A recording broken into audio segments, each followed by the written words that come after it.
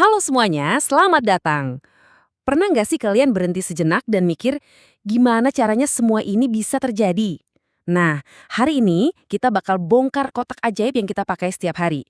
Kita bakal ngintip ke dalam kehidupan rahasia komputer kalian, biar kita semua paham gimana keajaiban digital ini sebenarnya bekerja. Coba deh, bayangin sebentar. Satu klik mouse. Kelihatannya instan banget kan? Tapi ya, di balik satu klik yang kelihatannya sepele itu, ada serangkaian proses super kompleks yang terjadi secepat kilat di dalam mesin kalian.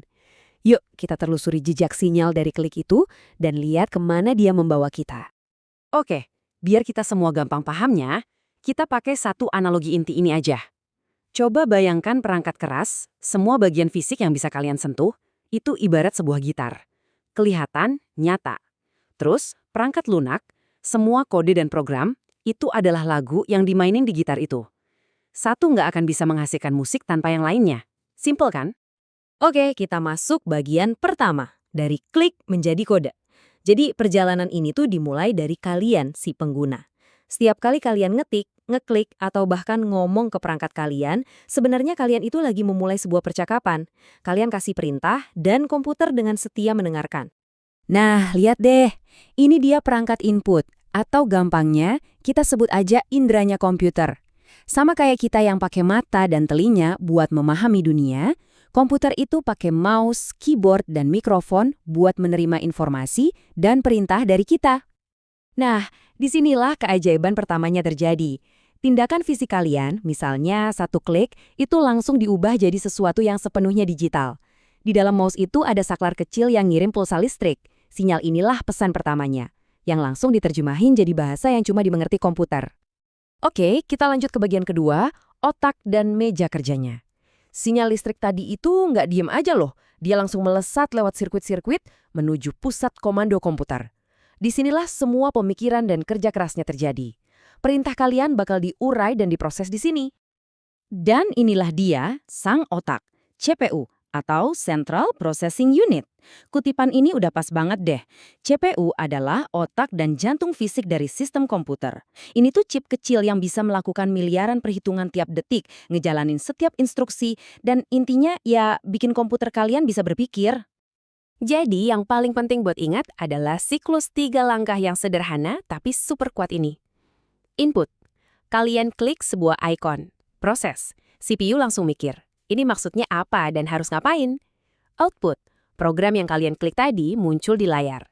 Input, proses, output. Inilah detak jantung dari semua yang terjadi di dalam komputer. Waktu CPU kerja, dia butuh ruang. Nah, disinilah bedanya RAM dan penyimpanan jadi penting banget. Coba bayangin, RAM itu kayak meja kerja kalian. Super cepat buat ngambil alat yang lagi dipakai, tapi bakal langsung kosong dan dilupain begitu kalian selesai. Sementara itu, penyimpanan itu kayak perpustakaan pribadi. Tempat kalian nyimpen semua file dan program buat jangka panjang. Aman dan teratur. Lanjut ke bagian ketiga, menghidupkan data. Oke, jadi perintah udah diterima, udah ada proses sama otaknya, terus gimana kita bisa tahu hasilnya? Nah, disinilah bagian output dari siklus kita tadi berperan. Data yang udah diproses itu diubah jadi sesuatu yang bisa kita lihat, dengar, dan pahami.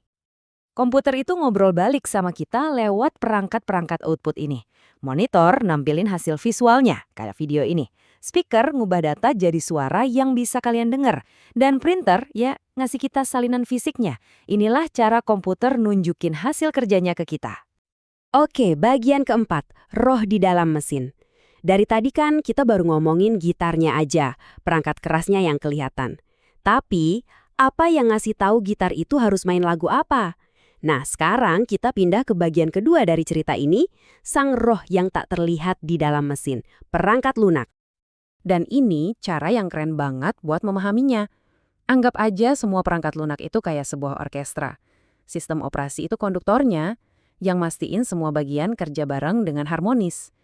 Nah, perangkat lunak aplikasi kayak browser atau editor video itu adalah instrumennya, yang masing-masing memainkan bagiannya sendiri untuk menciptakan sebuah karya utuh.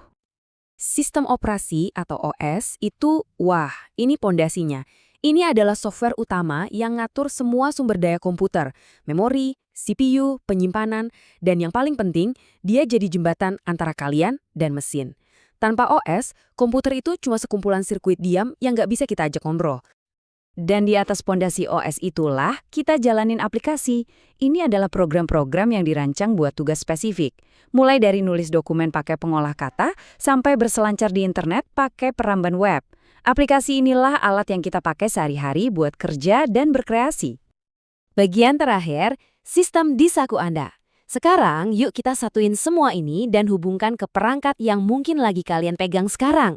Karena semua prinsip yang baru kita bahas, input, proses, output, hardware, software, itu juga berlaku buat mesin yang jauh lebih kecil. Betul banget. Ponsel pintar di saku kalian itu pada dasarnya adalah sistem komputer super canggih dalam ukuran mini. Dia punya semua komponen yang udah kita bahas. Ada inputnya, layar sentuh, ada CPU, RAM, penyimpanan, sistem operasi kayak Android atau iOS, dan tentu saja aplikasi. Ini bukan sekedar telepon, ini komputer super yang bisa digenggam. Jadi, pada akhirnya, ini cara terbaik buat nginget semuanya. Perangkat keras itu ibarat tubuh fisiknya yang ngerjain tugas. Tapi perangkat lunak itu adalah jiwanya, kesadaran tak terlihat yang ngasih arahan dan tujuan. Keduanya, tubuh dan jiwa, inilah yang menciptakan sistem luar biasa yang kita sebut komputer. Jadi, sekarang udah jelas ya, cara kerja komputer itu bukan sihir. Ini adalah sistem yang sangat logis di mana hardware dan software bekerja sama. Dengan tahu ini, kalian jadi punya kekuatan lagi buat memahami dunia digital di sekitar kita. Nah, pertanyaan terakhir dari kami. Setelah kita bedah sistem ini, sistem kompleks apa lagi nih yang kalian penasaran dan pengen kami jelaskan selanjutnya? Coba kasih tahu kami di kolom komentar ya. Sampai jumpa di penjelasan berikutnya.